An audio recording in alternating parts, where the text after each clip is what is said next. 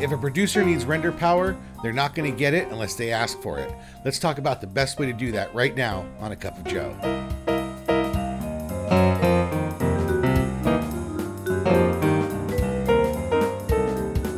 Don't forget to subscribe, and when you like this video, you help me out because it gets out there into other people's feeds.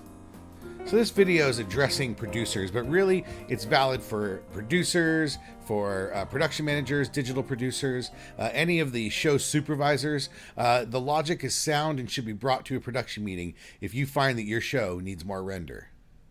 Now, I did projections for a lot of years for a lot of studios, and admittedly, I've had a lot of studios do purchasing and acquire render based on the logic that I was able to present and show them the projections and show them the numbers. But there's times where the studio will push back. The studio will draw a line in the sand and saying, this is all the render you're going to have or all the storage you're going to have. No IT manager or digital resource manager or team of render wranglers is going to be able to push past that roadblock. Only a producer can push past that roadblock. If your show is delivering and it's not getting what it needs, it's going to be affecting the shows that are coming behind you. Conversely, if you're a show behind someone who's not getting what they need, then you're going to be heavily affected and sort of starved as that show is given most of the procs they need because in the end they have to deliver the product and their delivery date comes before yours. So it really helps to keep all the shows as one family, and as you move forward and address the studio for render projections, bear in mind that it's a studio conversation, not a show conversation. So let's go through a quick checklist of the things you want to make sure you have in order before you go to the studio and ask for more render for your show. Now, a lot of these things might be items you already know if you're a skilled producer, but it's good to refresh on all of these, and hopefully everyone finds at least one new tidbit out there they can add to their bag of tricks. Okay, the first one, and anyone who's worked with me has heard me say this a million times, projections, projections, projections. You need to do projections for your show. You need to mathematically demonstrate what your show needs at the earliest possible stages. Now, early on, when you first get the bid, it's not going to be an accurate projection, and you can make sure that everyone's aware when you're handing it in. This is not an accurate projection, it's just a first projection. But having a projection early, even if it's inaccurate, gives you a baseline to work against as you revise your projections and the show gets closer. So as early as possible in your show, preferably after the bid, before you've even started any shot work, create an initial projection. Your render wranglers or digital resource managers should be able to help you put that together.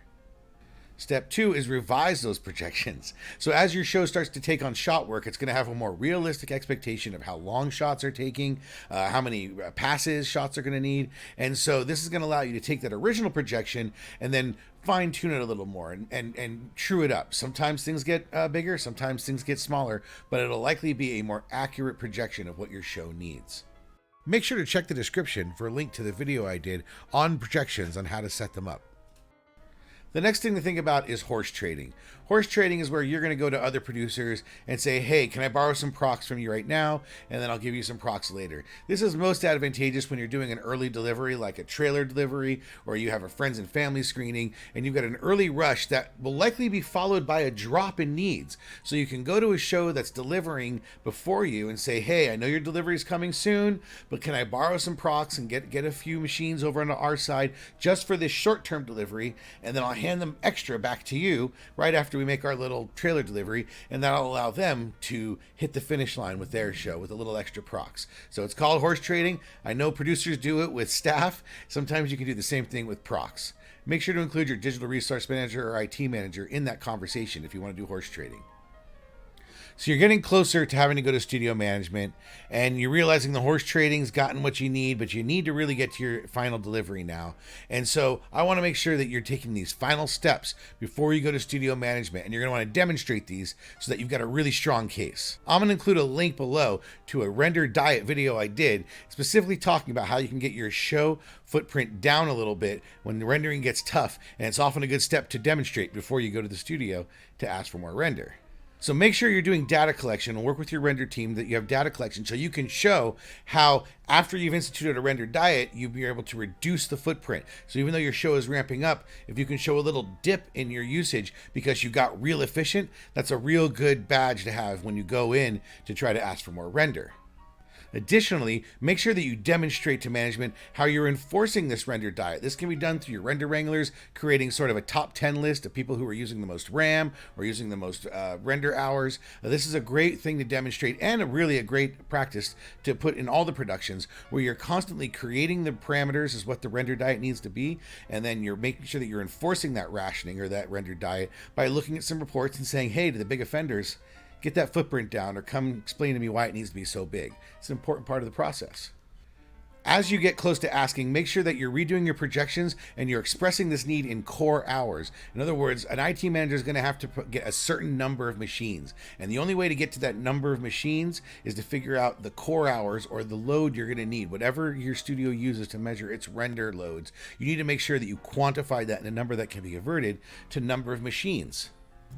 And finally, no producer needs me to tell them this.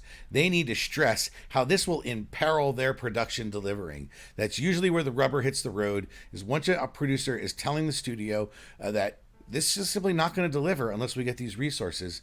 That's usually where things really start to happen, where even if the funding isn't in place, it's still going to happen. And that leads us to the funding realities. Sometimes there just simply isn't the capital. There simply isn't money. Most of the studios are spending most of their weekly spends on labor. They need to staff up. You've probably on your show already asked for more people. That's why you need more render. And there may not fundamentally be the funds to purchase new render. Purchasing render often requires a few $100,000s at a time. Sometimes it can get into the millions if you're refreshing your whole farm. So the realities of not having that capital, or having the capacity in your server room to take on more power and more cooling for more machines, may be fundamental realities that all the best arguments in the world aren't going to defeat. But if you have your arguments in place, then barring that, you should be able to press your argument forward and get some additional render power. One thing I can stress is availability is no longer an excuse. There was a time where you could only rent and bring it into your physical on-premise, data center, where there were limitations all over the place, and it was fundamentally impossible to get more machines. But these days, there are many options. So, of course, it goes without saying, there's the cloud, there's the public cloud, AWS and all that stuff. It's out there, it's ready to be turned on at a moment's notice. There's people working there ready to help you get on board, because boy, they want you to give them their credit card number. The reality is it's very convenient and very easy to use the cloud. It's also very, very expensive. You're paying for that convenience, you're paying a premium for that instant access. No fuss, no mess, just put it all in the cloud. You're gonna pay a premium. I'm talking about medium and large size studios getting $1 million bills a month after they've turned on cloud resources. So although that's a real quick and easy option, and it sometimes is necessary, it certainly is feasible functionally and technically, it is often so expensive you're going to kill your payroll just trying to pay your first monthly bill for render. So there are other options out there. One of the examples is the CDW Studio Cloud, what I'm always dealing with. That's where we set up racks of render in all the big cities. So if you're in Montreal, Vancouver, Los Angeles, Toronto, New York, generally we can place render within a reasonable distance of you, physical render racks, just like they were set up in your data center. And we can price it just kind of like basically on a monthly basis as if you purchased it. So we don't price it like the hyperscale folks, where every single frame you render, you're going to pay more for.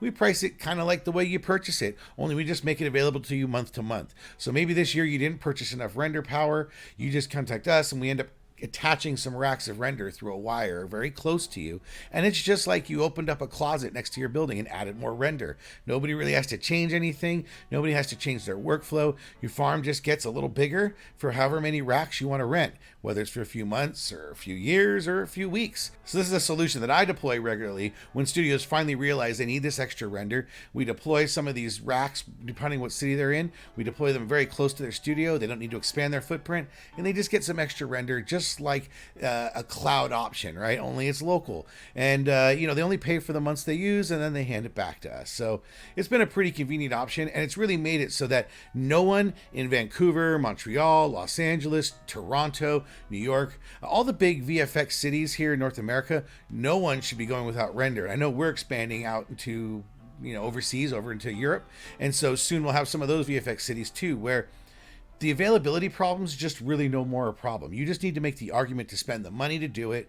And if you're ever concerned about how to come up with a good projection argument or how to come up with a good worksheet, or maybe you want to figure out what are those options to expand and what's the general ballpark for that kind of cost, just reach out to me. You know, if you hit me up through the comments, hit me up on social media. Most of the producers that are probably following me know me already or know how to find me on LinkedIn.